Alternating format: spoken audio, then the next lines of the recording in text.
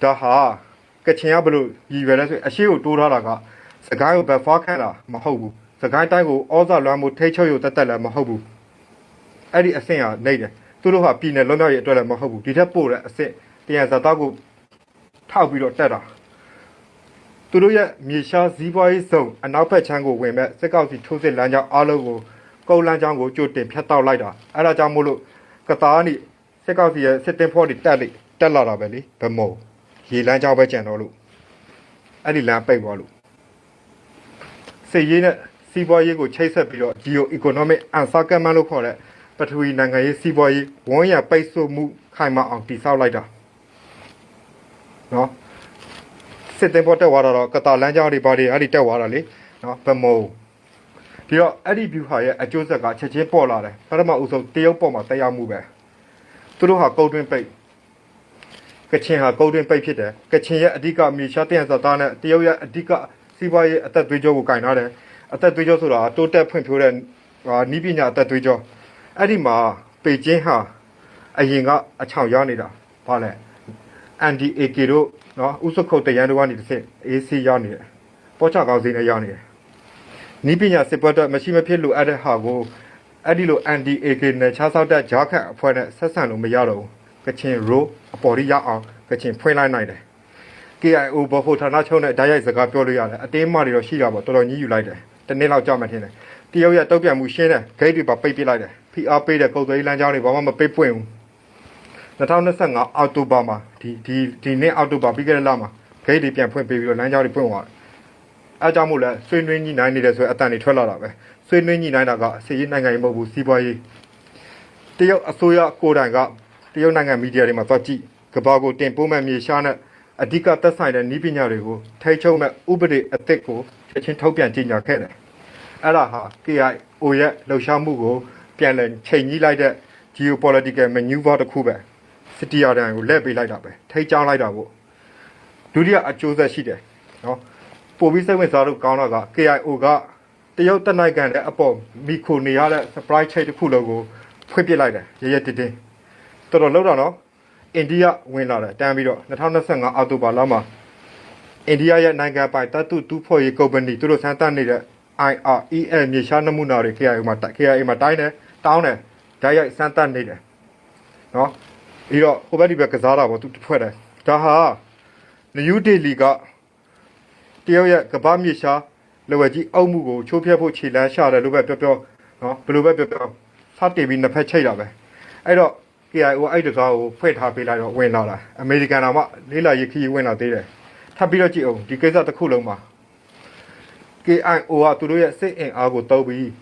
ကမ္ဘာမဟာဗျူဟာကုန်စီတစ်ခုရဲ့ gatekeeper အဆင့်ကိုအောင်မြင်စွာရယူနိုင်ခဲ့တာဘာမှတခြားဖက်ဖို့မဟုတ်ဘူးเนาะသူတို့တိုက်တာနေပြီးတော့လက်ဆိုင် NDAK ကိုပြောလို့ရတယ်เนาะဘာလို့ဆိုရင်မြေရှားကိုအပိကိုက်တာဟောတယ်အဲ့လိုမျိုးဟာကိုမဟာဗျူဟာမြောက်အကြီးမားဆုံးမတိတဲ့ဂိတ်တစ်ခုကျန်နေတယ်အဲ့ဒါကထုတ်လုပ်မှုတစ်ခု KIO မှာမရှိဘူးမြေရှားကုတ်ချမ်းပဲရှိတယ်နီးပညာရှိတာမှာကုတ်ချမ်းပဲ KIO လည်းထုတ်ချင်မှထုတ်မှာပါဒါပေမဲ့ကုတ်ချမ်းကိုထိထားနိုင်တယ်အဲ့ဒီကုတ်ချမ်းကိုတန်ဖိုးမြင့်ကုတ်ချောဖြစ်အောင်လုပ်တဲ့တန်းစင်ဆက်ရုံဟာတရုတ်မှာပဲရှိတယ်အိန္ဒိယကစမ်းသပ်ဆဲ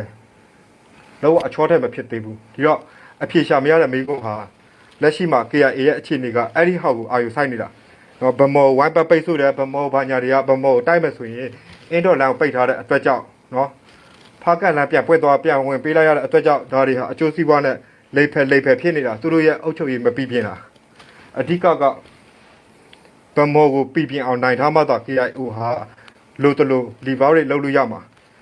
မဟာဗျူဟာများမောင်းတန်းကိုပိုင်ဆိုင်ထားတဲ့ဆိုပေမဲ့ကုတ်ချမ်းတကားဆောက်အဆင့်ပဲရှိသေးတယ်စက်မှုလုပ်ငန်းရှင်စက်မှုလုပ်ငန်းအခွန်ကောက်တဲ့အဆင့်မရောက်သေးဘူးကမ္ဘာအဆင့်နော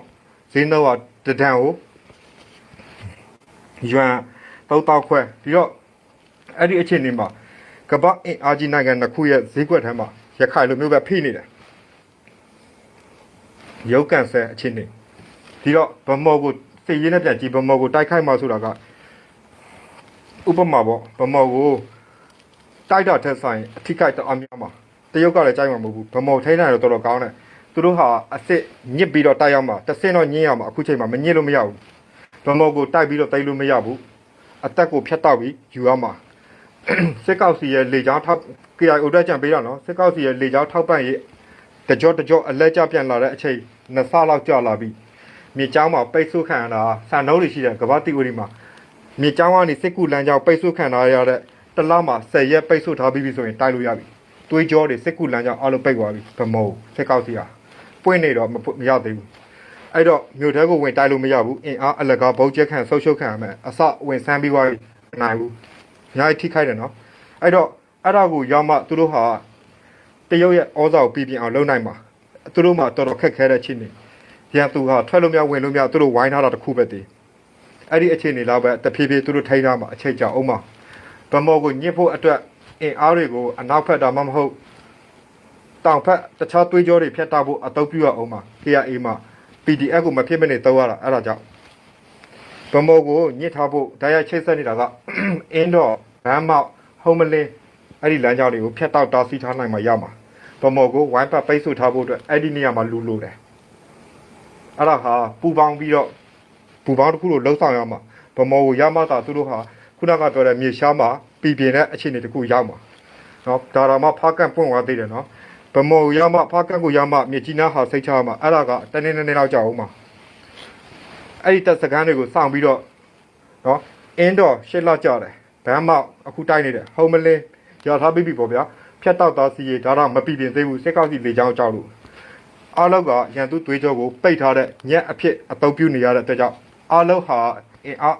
အပြည့်စုံသုံးရပြီးတော့နေရာချထားရတယ်နော်အရှိဖက်ကိုတိုက်ဖို့မလွယ်ဘူးဗမော်ကိုလည်းထိတ်ချုပ်ထားတယ်ဖြတ်တောက်ထားတယ်ဒီဖက်အင်းတော့ထိတ်ချုပ်ထားမှရတယ် ABS တရတူပါတာပေါ့ရန်သူရဲ့စစ်ရေးကိုပိတ်ဆို့ထားနိုင်တာကစစ်ကောက်စီကာဒန်40ရာခိုင်နှုန်းဖြတ်တောက်နိုင်တယ်ဆိုရင်ရတယ်လေကြောင်းအင်အား25ရာခိုင်နှုန်းကိုအဲ့ဒီထဲမောင်းသွင်းနိုင်တယ်ဆိုရင်အောင်မြင်ပြီရခိုင်မှာဆိုရင်အေယာဝတီကိုအနာတော်တိုင်းစစ်သားနာချုပ်ကိုရေချောင်းကနေသူကသွားမရတော့ဘူးအမြန်ဆုံးနည်းရအဲ့ဒါကအာယုတ်တွဲပြီးတော့စစ်ကောက်စီစစ်ကြောင်းတွေအလုတ်များအောင်လုပ်ပြီးတော့သူတို့မှရှိတယ်လေတီးရမှာတေးသေးလေးရင်လေးတွေရှိရစပီဘုတ်လေးတွေတယောက်စီလားမသိဘူးတအားမြင့်တယ်အေယာဝတီဖက်ကိုတိုက်တော့ဆိုဘယ်လိုရောက်လာမှန်းမသိဘူးလေအဲ့ဒါမျိုးနဲ့လက်ဖြားပြီးဝင်လာအခုလည်းအဲ့ဒီလိုပဲလက်ဖြားပြီးခေါ်သွင်းမှတာပဲနိုင်ပါတော်တော်ရှုပ်တဲ့အပြုဟာအေယာဝတီကိုနော်အေတို့တက်သားတွေဘယ်လိုရောက်လာလဲဆိုတာတော်တော်များများစဉ်းစားမိကြမလားချက်ပြီးရင်လည်းလာတာမျိုးလေတအားမြင့်တယ်အခုဆိုရင်ရေချောင်းလှုပ်ချုံရေးရှိနေတယ်နော်တစ်ဖက်အာယုလွဲအလုံးများအောင်လုပ်ပြီးဝင်လို့ရတယ်အဲ့ဒါကတအားဖိအားပေးလိုက်ရင်အနောက်တောက်တိုင်းစစ်ဌာနချုပ်ချိတ်ချဖို့ဒီတော့ခုနကရခိုင်ဖက်ပြဆက်အဲ့ဒီလိုမျိုးအခြေအနေမှာအပြင်ဖက်မှာအင်အားအများကြီးအသင်းဆောက်ပေးနေရတယ်ဗမော်ရောအင်းတော်ရောဗမ်းမောက်ရောဟုံးမလင်းရောစစ်ကောက်စီရှိတာမရှိတာတဲ့သူတို့ဒီဖက်အထဲမှာညှက်ထားတဲ့ကောင်းလေးအစာငတ်ရင်ငတ်သိဖို့အဲ့ဒါမှတရုတ်ကိုစစ်ကောက်စီကတော်အကူတာပေါ့ဗျာနော်မြေစုပ်တွေပါနေနဲ့ထပ်ပြီးတော့ကြည့်အောင်အဲ့ဒီလိုရွှေလျားထိုးစစ်နဲ့နော်ရန်သူကိုခေါ်သွင်းလိုက်မြူဆွဲလိုက်တအားကစားရအောင်ပါဘာလို့ဆိုရင်အင်အားနယ်လို့ထိခိုက်မခံနိုင်လို့နောက်တစ်ခုကစစ်ရေးကနေ KIA ဟာနိုင်ငံရေးအဆင့်ကိုကူးပြောင်းဖို့တလန်းကျက်သေးတယ် KSR1 အထူးဒေသတက်ကိုဖျက်သိမ်းပြီးပြီ KIO အုပ်ချုပ်ရေးပြည်ပြင်လောက်ဆိုတော့လိုသေးတယ်စီးပွားရေးဥပဒေအလေးချိန်ပြောင်းနိုင်ဖို့အရေးတကြီးလိုနေတယ်စီးပွားရေးနော်အဆင့်ကကမ္ဘာဆက်သွယ်ရေးကွန်ရက်လမ်းကြောင်းမြေရှားဈေးနှုန်းကိုကမ္ဘာအဆင့်ဈေးနှုန်းကောက်တယ်ကိုယ့်ရဲ့အုပ်ချုပ်ရေးတအားခိုင်မာမှအဲ့ဒီဟာကရေရှည်ကောက်လို့ရတာအဲ့ဒါကိုရောက်ကန်ရအောင်ပါစစ်တိုက်ဖို့တော့အာရုံမလာသေးဘူး